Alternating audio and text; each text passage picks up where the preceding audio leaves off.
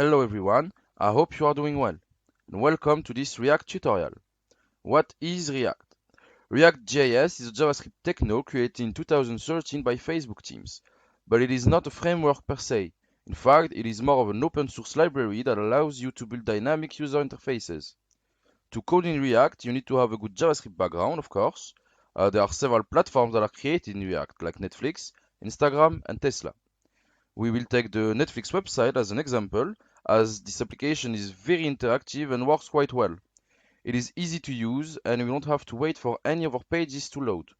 If we go to the My List page, the transition happens almost instantly and we're not going to wait for a page to load here. I'll leave you to it and I'll see you in the next video, which is how to install React.